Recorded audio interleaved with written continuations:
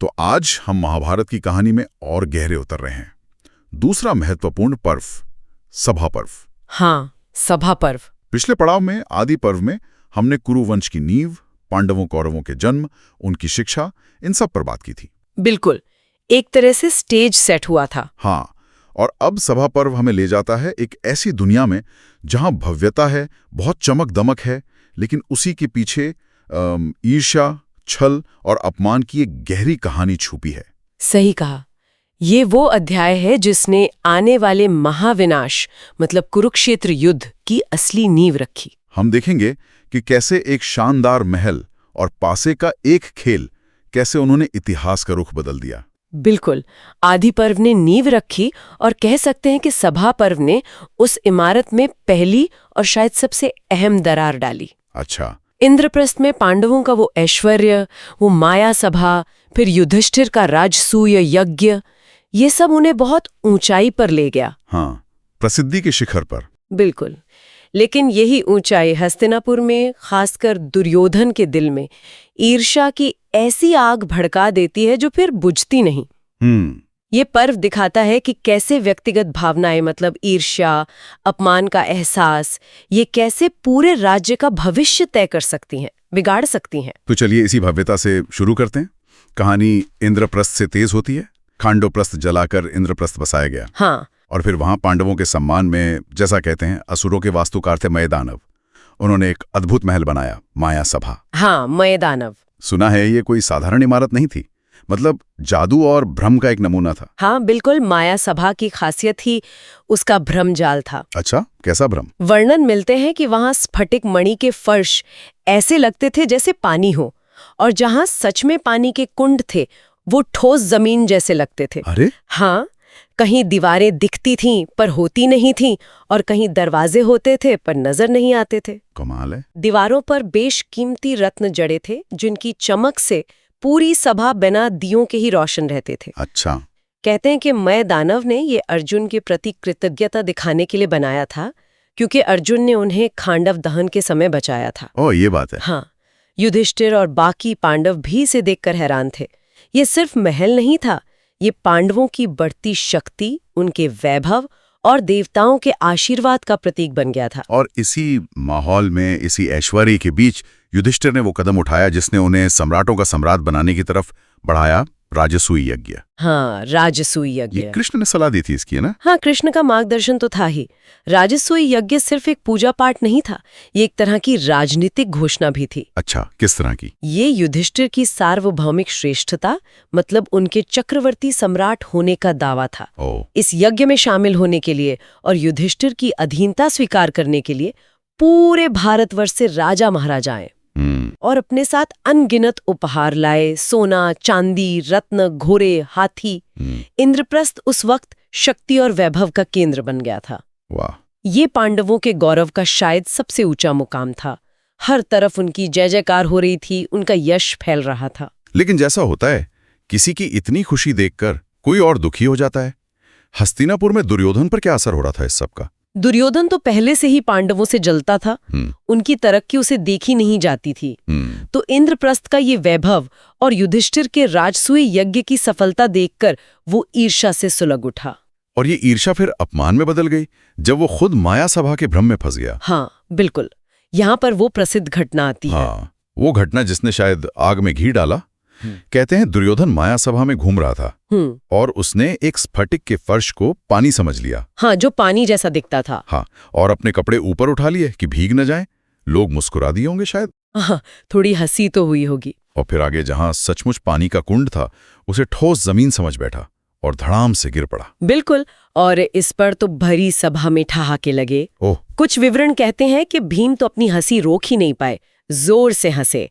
अर्जुन, बाकी पांडव भी मुस्कुरा रहे थे। पर सबसे ज्यादा जो बात दुर्योधन को चुभी वो थी द्रौपदी की प्रतिक्रिया। अच्छा, द्रौपदी ने क्या किया? कुछ व्याख्याएं कहती हैं कि द्रौपदी भी हंसी और शायद उन्होंने वो टिप्पणी की, अंधे का पुत्र अंधा ही होता है। ओह, ये कहा उन्होंने? देखिए, इस टिप्पणी पर सब स्रोत एक मत नहीं है। कुछ मानते हैं कि ये बाद में जोड़ा गया ताकि द्रौपदी के बाद के अपमान को सही ठहराया जा सके। अच्छा, ये भी हो सकता है। हाँ, पर चाहे द्रौपदी हंसी हो या सिर्फ मुस्कुराई हो, दुर्योधन के लिए ये सबके सामने हुआ एक गहरा अपमान था। तो ये सिर्फ एक मतलब एक्सीडेंट नहीं था, ये उसके अहंकार पर चोट थी। ईर्ष्या अब नफरत और बदले की आग बन चुकी थी। कहते हैं उसी वक्त पानी में भीगा हुआ अपमानित उसने मन ही मन पांडवों को और खासकर द्रौपदी को सबक सिखाने की कसम खा ली। तो ये एक पर्सनल हो गया बिल्कुल। हाँ, ये व्यक्तिगत अपमान की घटना पूरी कहानी का एक टर्निंग पॉइंट साबित हुई। यहीं से विनाश की कहानी शुरू हो गई। और इस बदले की योजना में उसका साथ दिया उसके मामा शकुनी ने। हाँ, शकुनी। हस्तिनापुर लौटकर क्या हुआ फिर? हस्तिनापुर वापस आकर दुर्योधन बेचैन था, गुस्से में था। उसने अपने पिता धृतराष्ट्र से अपना दुखड़ा रोया। तब शकुनी, जो गांधार का राजा था और जिसके मन में भी कुरुवंश के लिए कुछ पुरानी शिकायतें थीं, उसने एक चाल चली। क्या चाल? उसने कहा कि पांडवों को युद्ध में हराना मुश्किल है, लेकिन छल से हराया जा सकता है। और छल का रास्ता था द्यूत क्रीड़ा, पासे का खेल। पासे का खेल, ये तो बड़ा सीधा सा लगता है। देखने में सीधा, लेकिन शकुनी के हाथों में ये विनाश का हथियार था। कैसे? शकुनी पासे फेंकने में माहिर था और कई विवरण कहते हैं कि उसके पासे साधारण नहीं थे, वो उसकी मर्जी से चलते थे। अच्छा, मतलब चीटिंग। हाँ, कह सकते हैं। उनमें कोई मायावी शक्ति थी या वो खास तौर पर बनाए गए थे। योजना ये थी कि युधिष्ठिर को हस्तिनापुर बुलाया जाए। युधिष्ठिर जो धर्मराज थे। हाँ, और जो द्यूत के निमंत्रण को ठुकरा नहीं सकते थे, क्योंकि एक क्षत्रिय धर्म के खिलाफ माना जाता था। उन्हें खेल के लिए ललकारा जाए। और धृतराष्ट्र मान गए अपने बेटों की खातिर। हाँ, धृतराष्ट्र पुत्र मोह में अंधे थे, वो इस विनाशकारी योजना के लिए राजी हो गए। तो युधिष्ठिर को न्योता भेजा गया। हाँ। क्या उन्हें शक नहीं हुआ कि कुछ गड़बड़ है? आशंका तो जरूर थी। विदुर जैसे समझदार लोगों ने उन्हें चेताया भी था कि जुआ बर्बादी लाता है। फिर भी वो गए। हाँ, यहीं पर वो धर्म वाली बात आ जाती है। उस जमाने की मान्यता के हिसाब से एक क्षत्रिय राजा के लिए युद्ध या जुए का न्योता ठुकराना कायरता थी, अधर्म था। युधिष्ठिर अपनी धर्म निष्ठा के लिए जाने जाते थे और इसी धर्म के पालन की मजबूरी ने उन्हें इस जाल में फंसा दिया। वो जानते थे कि शकुनी कपटी है, फिर भी उन्हें लगा कि न्योता स्वीकार करना उनका कर्तव्य है। और फिर खेल शुरू हुआ। नतीजा तो शायद पहले से ही तय था। हाँ, खेल शुरू होते ही पासे शकुनी के हक में गिरने लगे। युधिष्ठिर एक के बाद एक दांव हारते गए। क्या क्या हारा उन्होंने? पहले अपने कीमती रत्न गहने दांव पर लगाए, हार गए। फिर अपना खजाना, सोना चांदी सब हार गए। फिर रथ, घोड़े, हाथी, दास दासियां, सब कुछ। ओह, माहौल कैसा था सभा का? बहुत तनावपूर्ण। कहते हैं दुर्योधन और उसके भाई जोर जोर से हंस रहे थे, जबकि पांडवों के खेमे में निराशा और गुस्सा बढ़ रहा था। युधिष्ठिर रुके क्यों नहीं जब वो देख रहे थे कि सब जा रहा है और शायद धोखा भी हो रहा है? ये एक मुश्किल सवाल है और महाभारत के गहरे विषयों में से एक है। एक तरफ तो वो क्षत्रिय धर्म की मजबूरी कि चुनौती स्वीकार कर ली तो पीछे नहीं हट सकते। अच्छा। दूसरी तरफ कुछ लोग मानते हैं कि युधिष्ठिर में जुए की लत का भी थोड़ा अंश था। एक बार शुरू किया तो खुद को रोक नहीं पाए। ऐसा भी हो सकता है। और शायद एक झूठी उम्मीद कि अगला दाव जीतकर वो सब वापस पालेंगे। कारण जो भी हो, वो खेलते रहे। तो धन दौलत हारने के बाद उन्होंने अपना राज्य इंद्रप्रस्थ दांव पर लगा दिया और वो भी हार गए। अपना राज्य भी? इसके बाद भी खेल नहीं रुका। नहीं, शकुनी और दुर्योधन उन्हें उकसाते रहे। अभी भी है कुछ दांव पर लगाने को। और युधिष्ठिर ने क्या किया? युधिष्ठिर शायद हार की हताशा में या धर्म के नाम पर अगला दांव लगाने को तैयार हो गए। क्या? उन्होंने अपने भाइयों को दांव पर लगाना शुरू किया, एक एक करके। नकुल, सहदेव, अर्जुन और फिर भीम को भी। अपने भाइयों को? हाँ, और सबको हार गए। ये तो बहुत बुरा हुआ। भीम ने कुछ किया नहीं? बताते हैं कि भीम गुस्से से अपनी मुट्ठियां भींच रहे थे, उनकी आंखें लाल थीं, वो शकुनी के हाथ जला देना चाहते थे, पर युधिष्ठिर के सम्मान में चुप रहे। और अर्जुन? अर्जुन शर्म और ग्लानि से सिर झुकाए बैठे थे, अपने गांडीव को देख रहे थे, पर धर्म से बंधे थे। अपने भाइयों को हारने के बाद युधिष्ठिर के पास क्या बचा? वो तो खुद दास बन गए होंगे। हाँ, वो स्वयं दास बन चुके थे।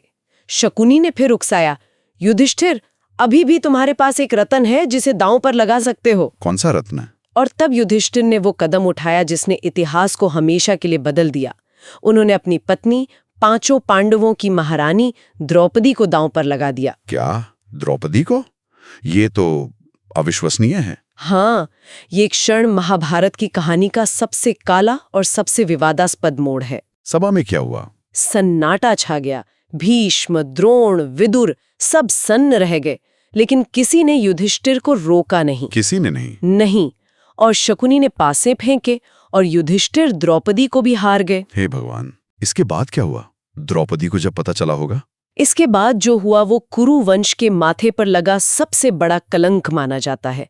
दुर्योधन जीत के नशे में चूर, उसने अपने भाई दुशासन को हुक्म दिया। क्या हुक्म? कि वो द्रौपदी को राजसभा में खींच कर लाए।